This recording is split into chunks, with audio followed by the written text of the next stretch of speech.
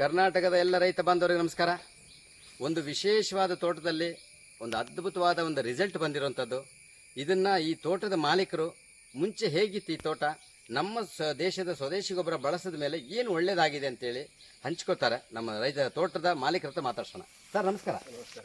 ನಿಮ್ಮ ಹೆಸರು ಸರ್? ನನ್ನ ಹೆಸರು ದಿವಾಕರ್ ಗೌಡ. ದಿವಾಕರ್ ಗೌಡ, ನೀವು ಇಲ್ಲಿವರೆಗೆ ಏನೆಲ್ಲ ಸಮಸ್ಯೆ ಇತ್ತು ಮುಂಚೆ ನಮ್ಮ ಸ್ವದೇಶಿ ಗೊಬ್ಬರ ಹಾಕಕ್ಕೆ ಮುಂಚೆ? ಸ್ವದೇಶಿ ಗೊಬ್ಬರ ಹಾಕಿದ್ಮೇಲೆ ಏನು ಒಳ್ಳೇದು ಅನ್ನಿಸ್ತು ಸರ್? ಇದು ಎಲೆ ಚುಕ್ಕಿ ಒಂದು ರೋಗ ಕಡಿಮೆ ಆಗಿದೆ. ಒಂದು ಆಮೇಲೆ ಮತ್ತೆ ಎಲೆ ಉದ್ದ ಬಂದಿದೆ. ಎಲೆ ಗಿಡ್ಡ ಬರ್ತಾ ಇದೆ, ಉದ್ದ ಬಂದಿದೆ. ಓಕೆ. ಇದು ಮುಂಡು ಸಿರಿ ನೋಡಿ ಸಣ್ಣ ಸಣ್ಣ ಎಲೆಗಳು ಇದು ಅದಕ್ಕೆ ಸುಳಿ ರೋಗ ಅಂತ ಸುಳಿ ರೋಗ ಸಹ ಕಡಿಮೆ ಆಗ್ತಾ ಬಂದಿದೆ, ಕಡಿಮೆ ಆಗಿದೆ. ಆಮೇಲೆ ಫಸಲು ಸ್ವಲ್ಪ ಇಂಪ್ರೂವ್ಮೆಂಟ್ ಆಗ್ತಾ ಉಂಟು. ನೋಡಿ ಫಸಲ್ ಇಂಪ್ರೂವ್ಮೆಂಟ್. ಈಗ ನಮ್ಮ ಒಂದು ಪೇಪರಲ್ಲಿ, ಶಿವಮೊಗ್ಗದ ಕರ್ನಾಟಕದ ಒಂದು ಪೇಪರ್, ಶಿವಮೊಗ್ಗದ ಅಡಿಕೆ ಧಾರಣೆ 48,000, 49,000, 50,000 ಇದ್ದಿದ್ದು ಈಗ 98,000 ಬಂಗಾರದ ಬೆಲೆಗೆ ಸಮ ಆಗಿದೆ ಅಡಿಕೆ ಅಂತ ಹೇಳ್ಬಿಟ್ಟು ಒಂದು ಸ್ಟೇಟ್ಮೆಂಟ್ ನೋಡಿದ್ವಿ. ಕಾರಣ ಏನಂದರೆ ಪುತ್ತೂರು, ಸುಳ್ಯ ಮತ್ತು ಏನು ಕರ್ನಾಟಕದ ಎಷ್ಟೋ ಭಾಗದಲ್ಲಿ 10, 15, 20,000 ಎಕರೆ ಬರ್ನ್ ಆಗೋಗ್ತಾ ಇದೆ, ಅಂದರೆ ಕಾಯಿ ಕೊಡ್ತಾ ಇಲ್ಲ.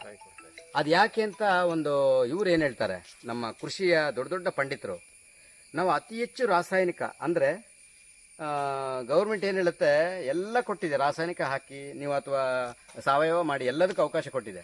ಆದರೆ ನಾವೇನು ಮಾಡ್ತಾ ಇದ್ದೀವಿ, ಅವೈಜ್ಞಾನಿಕ ಪದ್ಧತಿಯಲ್ಲಿ ನಾವೆಲ್ಲ 50 ಗ್ರಾಮ್ ಕೊಡೋ ಜಾಗದಲ್ಲಿ 500 ಗ್ರಾಮ್ ಕೊಡ್ತಾ ಇದ್ದಾರೆ. ಈಗೆಲ್ಲ ಅತಿ ಹೆಚ್ಚು ರಾಸಾಯನಿಕ ಆಗೋದ್ರಿಂದ ನಮ್ಮ ತೋಟಗಳು ಹಾಳಾಗ್ತಾ ಇದೆ ಅಂತೇಳಿ ಕೃಷಿಯ ಮಹಾನ್ ಪಂಡಿತರುಗಳು ಹೇಳ್ತಾ ಇರುವಂಥದ್ದು. ಆ ನಿಟ್ಟಿನಲ್ಲಿ ಈಗ ಅಡಿಕೆ ಫಸಲು ತುಂಬ 100 ಕ್ವಿಂಟಾಲ್ ತಗೊಳ್ತಾ ಇದ್ದವರು ಡೈರೆಕ್ಟ್ 50, 30, 25 ಕ್ವಿಂಟಾಲಿಗೆ ಬಂದಿದ್ದಾರೆ. ಹಾಗಾಗಿ ಅಡಿಕೆ ಬೇಕಾದಷ್ಟು ಬೇಡಿಕೆ ಇಲ್ಲ, ಸಿಗ್ತಾ ಇಲ್ಲ. ಹಾಗಾಗಿ ರೇಟ್ ಜಾಸ್ತಿ ಆಗಿದೆ ಅನ್ನೋ ಒಂದು ಮಾತು. ಅಲ್ಲಿ ನಾವೇನು ಮಾಡ್ತಾ ಇದ್ದೀವಿ, ನಮ್ಮ ತೋಟವನ್ನು ಸರಿಯಾಗಿ ಅಭಿವೃದ್ಧಿ ಮಾಡ್ಕೋಬೇಕು. ಈಗ ಸರ್ ಹೇಳಿದರು ಸುಳಿ ರೋಗ ಅಂತೇಳಿ, ಸುಳಿ ರೋಗ ಬಂದರೆ ಗಿಡ ಬದುಕತ್ತೆ ಸರ್? ಇಲ್ಲ, ತುಂಬ ರೈತರು ಕಡಿದು ಬಿಡ್ತಾರೆ. ಆಮೇಲೆ ಎಲೆ ಚುಕ್ಕಿ ರೋಗ ಬಂದರೆ ಎಷ್ಟು ಸಮಸ್ಯೆ ಆಗುತ್ತೆ. ಈಗ ಎಲೆ ಚುಕ್ಕಿ ರೋಗ ಕಮ್ಮಿ ಆಯ್ತು ಅಂದರೆ, ಫಸಲು ಜಾಸ್ತಿ ಅಂದರೆ ಎಷ್ಟು ದೊಡ್ಡ ಅದ್ಭುತ ಅವಕಾಶ. ಇಲ್ಲಿ ರೈತರಿಗೆ ಒಂದು ಕಿವಿ ಮಾತಂದರೆ, ಈ ನಮ್ಮ ಸ್ವದೇಶಿ ಗೊಬ್ಬರ ಅಂತ ಹೇಳ್ತಾರೆ, ಎಷ್ಟು ರೇಟು ಏನು ಅಂತ ಇದೆ, ಕೇವಲ 2 ಅಡಿಕೆಯ ದುಡ್ಡು ತಿಂಗಳಿಗೆ ಹಾಕಿದರೆ ಸಾಕಾಗ್ತದೆ. ಅದು ವಿಶೇಷ ಏನಂತಂದರೆ, ನಾನು ಈ ಮೂಲಕ ಈ ನಮ್ಮ ಯೂಟ್ಯೂಬ್ನಲ್ಲಿ ಮಾತಾಡ್ತಾ ಇದ್ದೀನಿ, ನಮ್ಮ ಕರ್ನಾಟಕದ ಎಷ್ಟೋ ಕಡೆ ಸ್ವದೇಶಿ ಮಳಿಗೆಗಳಿದೆ. ಆದರೆ ನಮ್ಮ ಉಪ್ಪಿನಂಗಡಿ ಭಾಗದಲ್ಲಿ ಒಂದು ಅದ್ಭುತವಾದ ಒಂದು ಸ್ವದೇಶಿ ಮಳಿಗೆ ಓಪನ್ ಆಗ್ತಾ ಇದೆ. ಇದು ರೈತರಿಗೆ ಅಥವಾ ಎಲ್ಲ ಗ್ರಾಹಕರಿಗೆ ಅತಿ ಕಡಿಮೆ ಬೆಲೆಯಲ್ಲಿ ಪ್ರಾಡಕ್ಟ್ ಸಿಗುವಂಥ ಒಂದು ಅವಕಾಶ ಇದ್ರ ಮೂಲಕ ಹೇಳ್ಕೊಳ್ತೀನಿ. ಹಾಗೆ ಜೊತೆಯಲ್ಲಿ ಈಗ ಇಳುವರಿ ಜಾಸ್ತಿ ಬರ್ತಾ ಇದೆ ಅಂದರು, ಅದನ್ನು ನೋಡೋಣ ಸ್ವಲ್ಪ. ಸರ್, ಈಗ ಗಿಡ ಎಲೆ ದೊಡ್ಡದಾಯಿತು ಅಂದರೆ ಅದು ಯಾವುದೋ ಒಂದು ಗಿಡ ತೋರಿಸ್ತೀರಾ? ನೋಡಿ ಇಲ್ಲೇ ಇದೆ, ನೋಡಿ ಇಲ್ಲೇ ನೋಡ್ಬೋದು. ಇದು ಭಾರಿ ಖುಷಿ ಆಗುತ್ತೆ ನೋಡಿ. ಹಳೇದು ಎಲೆ ಚುಕ್ಕಿ ರೋಗದ ಸಿಂಪ್ಟಮ್ಸ್ ಕಾಣ್ತಾ ಇದೆ ಇದರೊಳಗೆ ಅಲ್ಲ ಸರ್? ಕೆಳಗೆ ನೋಡುವಾಗ ಬ್ಲ್ಯಾಕ್ ಡಾಟ್ಸ್ಗಳು ಕಾಣ್ತಾ ಇದೆ, ಹಾಗೆ ಎದ್ದು ಕಾಣ್ತಾ ಉಂಟು ನೋಡಿ, ಬ್ಲ್ಯಾಕ್ ಡಾಟ್ಸ್ಗಳು ಕಾಣ್ತಾ ಇದೆ. ಆದರೆ ಮೇಲೆ ಬಂದ ಎಲೆಗಳು 3 ಎಲೆ ಎಷ್ಟು ದೊಡ್ಡದು ಬಂದಿದೆ ಸರ್? 3 ಎಲೆ ದೊಡ್ಡದು ಬಂದಿದೆ, 2 ಎಲೆ ದೊಡ್ಡದಾಗಿದೆ, ಇದು ಸುಳಿ ಬರ್ತಾ ಉಂಟು. ಹೌದು, ನೋಡಿ ಎಷ್ಟು ದೊಡ್ಡದಾಗಿದೆ. ಇದು 2 ತಿಂಗಳಲ್ಲಾದಂಥ ಮ್ಯಾಜಿಕ್, 2 ತಿಂಗಳಲ್ಲಿ. ಆಮೇಲೆ ಇದು ನೋಡ್ಬೋದು ನೋಡಿ, ಇದು ಸಪೂರ ಹೋದರೆ ಸರ್, ಮರ ಸಪೂರಾಗಿ ಹೋದರೆ ಅಲ್ಲಿ ಕಾಯಿ ಕೊಡ್ತದ? ಅಲ್ಲಿ ಕಾಯಿ ಕೊಡಲ್ಲ ನೋಡಿ. ಇದು ಸಪೂರಾಗಿ ಎಲೆ ಎಲ್ಲ ಬರ್ನಾದಾಗೆ ಆಗಿದೆ. ಮೇಲೆ ನಾವು ಗೊಬ್ಬರ ಕೊಟ್ಟ ಮೇಲೆ ಬಂದಿರೋ ಎಲೆಗಳು ಸುಮಾರು ಎಷ್ಟು ಎತ್ತರ ಇದೆ ಸರ್? ಎಕ್ಸ್ಟ್ರಾ ಒಂದು 3 ಫೀಟ್ ಎತ್ತರ ಇದೆ, 3 ಫೀಟ್ಗಿಂತ ಜಾಸ್ತಿ ಇದೆ ನೋಡಿ. ಇದು ಕೂಡ ನೋಡ್ಬೋದು ನೋಡಿ. ಇದೊಂದು ಗಿಡ ಭಾರಿ ಖುಷಿಯಾಗುತ್ತೆ ನೋಡಿ ಮಾತಾಡೋಕ್ಕೆ. ಈ ಹಳೆ ಎಲೆ ನೋಡುವಾಗ ಟ್ವಿಸ್ಟ್ ಆಗಿದೆ, ಸೊಟ್ಟ. ಇದೊಂದು ರೋಗ, ಇದು ನಮ್ಮ ಅಡಿಕೆ ಮರದಲ್ಲಿ ಇದೊಂದು ರೋಗ. ಅದ್ರ ಜೊತೆಲಿ ಎಲೆ ಚುಕ್ಕಿ ರೋಗ ಕಾಣ್ತಾ ಉಂಟು ನೋಡಿ, ಕ್ಲೀನಾಗಿ ಕಾಣ್ತಾ ಇದೆ ಎಲೆ ಚುಕ್ಕಿ ರೋಗ, ಟ್ವಿಸ್ಟ್ ಆಗಿದೆ. ನಾವು ಈ ಗೊಬ್ಬರ ಕೊಟ್ಟ ಮೇಲೆ 2 ತಿಂಗಳು ಕೊಟ್ಟಿದ್ದಾರೆ, ಕೊಟ್ಟ ಮೇಲೆ ಏನಾಗಿದೆ, ಹೊಸ ಎಲೆ ನೋಡಿ ಟ್ವಿಸ್ಟ್ ಇಲ್ಲ, ಸಿಕ್ಕಾಪಟ್ಟೆ ದೊಡ್ಡದು. ಎಷ್ಟು ದೊಡ್ಡದಿರ್ಬೋದು ಸರ್? ಹಳೆ ಎಲೆಗಿಂತ ಎಷ್ಟು ದೊಡ್ಡದಿದೆ? 3 ಅಡಿ ಎಲ್ಲ ಜಾಸ್ತಿ ಇದೆ. ಎಷ್ಟು? 3 ಅಡಿ ಜಾಸ್ತಿ ಇದೆ, ಜಾಸ್ತಿ 3 ಫೀಟ್ ಎಕ್ಸ್ಟ್ರಾ ಬಂದಿದೆ ಅಂತ ಹೇಳ್ತಾ ಇದ್ದಾರೆ. ಇದೊಂದು ಭಾರಿ ಖುಷಿಯಾಗುವಂಥ ವಿಚಾರ ಸರ್. ಈ ಮರದ ಬಗ್ಗೆ ಏನು ಹೇಳ್ತೀರಾ ಸರ್?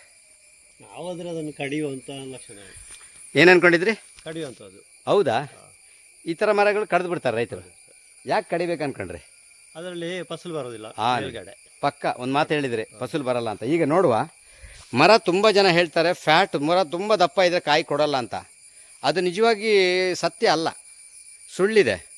ಈ ಮರ ಅತಿ ಹೆಚ್ಚು ದಪ್ಪ ಆಗತ್ತಂದರೆ ದಪ್ಪಕ್ಕೆ ಲೀಸ್ಟ್ ಇದೆ ನೋಡಿ. ಇಲ್ಲಿ ಅದನ್ನು ನಾನು ಪ್ರೂವ್ ಮಾಡಿ ತೋರಿಸ್ತೀನಿ. ಅದಕ್ಕೆ ಸರಿಯಾದ ಊಟ ಸಿಗ್ತಾ ಇರಲ್ಲ ನೋಡಿ. ಹಾಗೆ ನೋಡ್ತೀನಿ, ಇದು ಕಡಿಬೇಕು ಅಂತಿದ್ರು. ಯಾಕೆಂದರೆ ಎಲೆ ಸಣ್ಣ ಗಿಡ್ಡ ಇತ್ತು ಫಸ್ಟು, ಮತ್ತು ರೋಗ ಇದೆ, ಹಳದಿ ಆಗೋಗಿದೆ. ಇಲ್ಲಿ ಮೇಲೆ ಬಂದಿರೋ ಎಲೆ ಸ್ಟ್ಯಾಂಡ್ ಆಗ್ಬಿಡ್ತು, 4 ಎಲೆ ದೊಡ್ಡದಾಯಿತು. ಫಸಲು ಬರಲ್ಲ ಅಂದರು, ಅವ್ರು ಹೇಳಿ ಸರಿ ಇದೆ. ಈಗ ನೋಡಿ ಈ ಹಳೆ ಹಿಂಗಾರ ನೋಡ್ತಾ ಇದ್ದೀನಿ ನಿಮಗೆ. ಹಳೆ ಹಿಂಗಾರ ನೋಡುವಾಗ ಸಣ್ಣದು ಗಿಡ್ಡ ಉಂಟು ನೋಡಿ. ಇದಾದ ಮೇಲೆ ಬಂದಿದೆ ಒಂದು ಗರ್ಭ ಓಪನ್ ಆಗಿರೋಂಥದ್ದು. ಇದು ಎಷ್ಟು ದೊಡ್ಡದು ಬಂದಿದೆ. ಇನ್ನೊಂದು ಓಪನ್ ಆಗಿದ್ದು ನಾನು ವಿಡಿಯೋ ಮಾಡ್ತೀನಿ ನೋಡಿ. ಇದು ಪಕ್ಕದಲ್ಲಿ ನೋಡಿ, ಇದು ಸಿಕ್ಕಾಪಟ್ಟೆ ಖುಷಿಯಾಗುತ್ತೆ. ಹಳೇದು ನೋಡಿ ಎಷ್ಟು ಗಿಡ್ಡ ಉಂಟು, ಸ್ವಲ್ಪ ರೋಗಗ್ರಸ್ತ ಇದೆ ನೋಡಿ. ಇದು ಎರಡು ಕೂಡ ಈಗ ಬಂದಿರೋದು. ನಾವು ಎರಡನ್ನು ಬಿಟ್ಟು 3 ಸರ್, ಈ ಒಂದು ಇದು ಹಿಂಗಾರ ಒಂದು 3 ಹಿಂಗಾರಕ್ಕೆ ಈಕ್ವಲ್ ಇದೆಯಾ ಇಲ್ವಾ ನೋಡಿ. ಇಲ್ಲಿರೋ 3 ಹಿಂಗಾರಕ್ಕಿಂತ ದೊಡ್ಡದಿದೆ. ಈಗ ಫಸಲು ಬರಲ್ಲ, ಕಡಿಬೇಕು ಅಂತಿದ್ರೆ ಈಗ ಫಸಲು ಬಂದಿದೆ, ನಿಂತಿದೆ.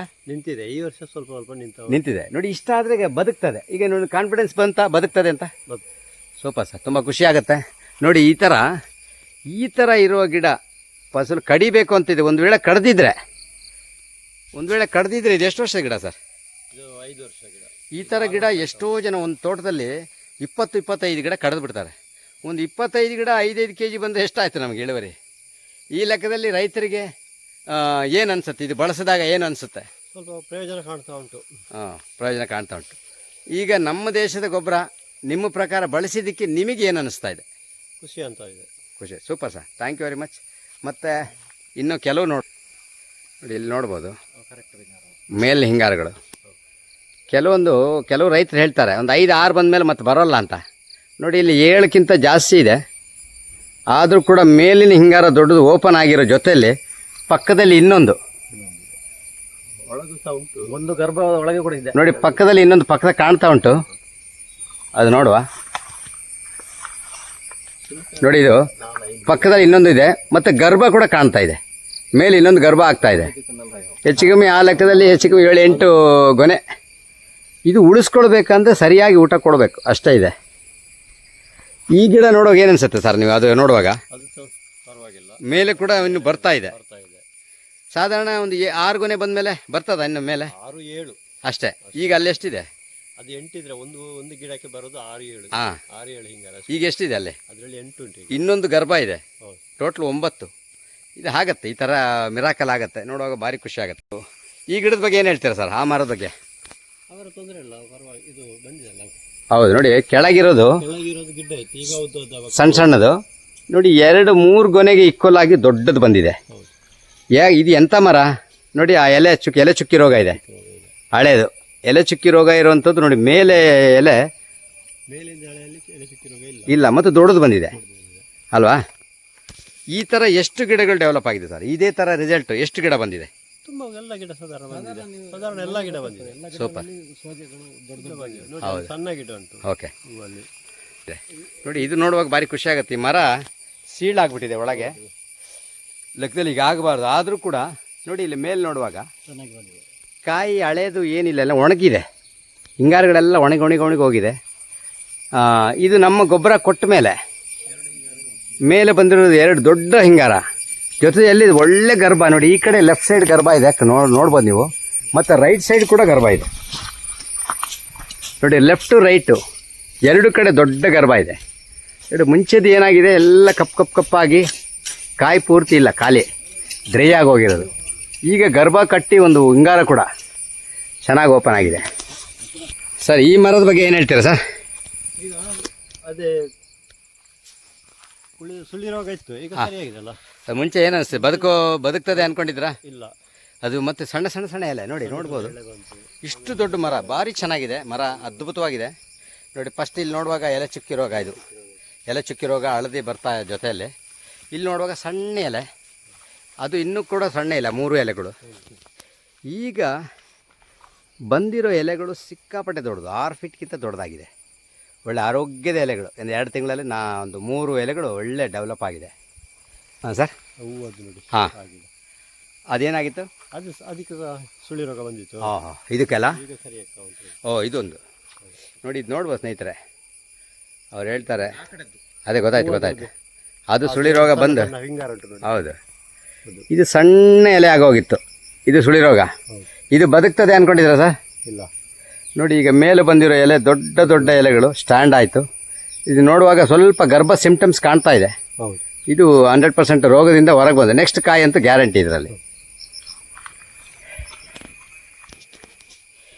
ಇವತ್ತು ನಮ್ಮ ಈ ತೋಟಕ್ಕೆ ಇವರೊಬ್ಬರು ಕೃಷಿಕರು ಬಳಸಿ, ಒಂದು ಅತ್ಯುತ್ತಮವಾದ ಜ್ಞಾನ ಇರೋರು ಬಳಸಿ ಬೇರೆಯವ್ರಿಗೆ ಹೇಳಿದ್ದಾರೆ. ಅವರು ಕೂಡ ಅವ್ರ ಬಗ್ಗೆ ಮಾತಾಡೋಣ, ಅವ್ರಿಗೆ ಏನು ಅನಿಸುತ್ತೆ ಅಂತೇಳಿ. ಸರ್ ನಮಸ್ತೆ. ನಮಸ್ತೆ ಸರ್. ತುಂಬ ಖುಷಿ ಆಗುತ್ತೆ ಸರ್. ತಮ್ಮ ಹೆಸರು ಸರ್? ನನ್ನ ಹೆಸರು ಮೊಹಮ್ಮದ್ ಅಲಿ ಅಂತೇಳಿ. Okay sir. ಮೊದಲು ನಾನು ಕರ್ನಾಟಕದ ಎಲ್ಲ ರೈತ ಬಾಂಧವರಿಗೆ ಧನ್ಯವಾದಗಳನ್ನು ಅರ್ಪಿಸ್ತೇನೆ. ಓಕೆ. ಯಾಕೆಂದರೆ ಈ ಕೃಷಿ ಕ್ಷೇತ್ರದಲ್ಲಿ ಹಾಂ, ತುಂಬ ಕಲಿಬೇಕಾಗ್ತದೆ. ಹೌದು.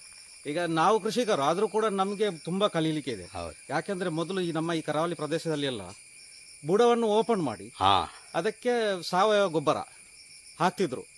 ಈಗ ಒಂದು 20 ವರ್ಷದ ನಂತರ ರಾಸಾಯನಿಕ ಗೊಬ್ಬರಗಳನ್ನು ಮಾತ್ರ ಹಾಕ್ತಾರೆ. ಹಾಂ, ಅಂದರೆ ಹಟ್ಟಿ ಗೊಬ್ಬರ ಇಲ್ಲ. ಹಾಂ, ಹಾಗಾಗಿ ಏನಾಗಿದೆ, ವೈರಸ್ಗಳು ತುಂಬಿ ಇದು ಕಂಪ್ಲೀಟ್ ತೋಟಗಳು ನೆಲ ಕಚ್ಚಿವೆ, ಈಗೆಲ್ಲ ಹೋಗಿದೆ. ಹಾಂ, ಇನ್ನು ಈಗ ಸರಿ ಮಾಡೋದಾದ್ರೆ ಈಗ ಇದು ಗ್ರೋತ್ ಆಗಬೇಕಾ ಹೇಗೆ ಅಂದರೆ ಬುಡ ಬಿಡಿಸಬಾರ್ದು, ಹಾಂ, ಆದರೆ ತಂತು ಬೇರುಗಳು ತುಂಡಾಗಬಾರ್ದು. ಸೂಪರಾ. ಅದು ತಂತುಗಳು ಹರಡಿರ್ತದೆ ಮೇಲೆ, ಹಾಂ, ಹಾಂ, ಅದರ ಮೇಲೆ ನಾವು ಮಣ್ಣು ತೆಗೆಯುವುದಾಗಲಿ ಅದನ್ನು ಹೊಂಡ ಮಾಡೋದಾಗಲಿ ಹಾಕಬಾರ್ದು. ಹಾಂ, ಆದ್ದರಿಂದ ಇದೀಗ ನಮ್ಮ ಸ್ವದೇಶಿ ಗೊಬ್ಬರ ಹಾಕೋದ್ರಿಂದ ನಮಗೆ ಗಿಡಗಳು ಒಳ್ಳೆದಾಗಿ ಬರ್ತವೆ, ಚೆನ್ನಾಗಿ ಬರ್ತವೆ. ಈಗ ಈ ತೋಟವನ್ನು ಹೊರಗಿಂದ ನೋಡುವಾಗ ಯಾರಿಗೂ ಏನು ಗೊತ್ತಾಗ್ಲಿಕ್ಕಿಲ್ಲ. ಇಲ್ಲಿ ಮದ್ದು ಹಾಕಿದ್ದಾರೆ, ಸಾವಯವ ಗೊಬ್ಬರ ನಮ್ಮ ಸ್ವದೇಶಿ ಗೊಬ್ಬರ ಹಾಕಿದ್ದಾರೆ, ಏನು ಗೊತ್ತಾಗ್ತಲ್ಲ, ಏನೂ ಆಗಿಲ್ಲ ಅಂದ್ರೆ ನಾನು ಹೇಳ್ತೀನಿ, ಈ ತೋಟದ ಒಳಗೆ ಬಂದು ನೋಡ್ಬೇಕು. ನೋಡಿ ಸ್ವದೇಶಿ ಗೊಬ್ಬರ ಎಲ್ಲಿ ನಾವು ಹಾಕಿದ್ದೇವೆ ಅಲ್ಲಿ ತೋಟದ ಒಳಗಡೆ ಹೋಗಿ ನೋಡಿದ್ರೇನೆ ನಿಮ್ಗೆ ಗೊತ್ತಾಗುತ್ತೆ ಮರಗಳು ಯಾವ ರೀತಿ ರೆಸ್ಪಾನ್ಸ್ ತಗೊಂಡಿದ್ದಾವೆ ಅಂತೇಳಿ, ಹೇಗೆ ಅಭಿವೃದ್ಧಿ ಆಗಿದೆ ಅಂತೇಳಿ. ಇಲ್ಲಿ ಒಳಗೆ ಬಂದ್ರೆ ನೋಡಿ ಗೊತ್ತಾಗೋದು.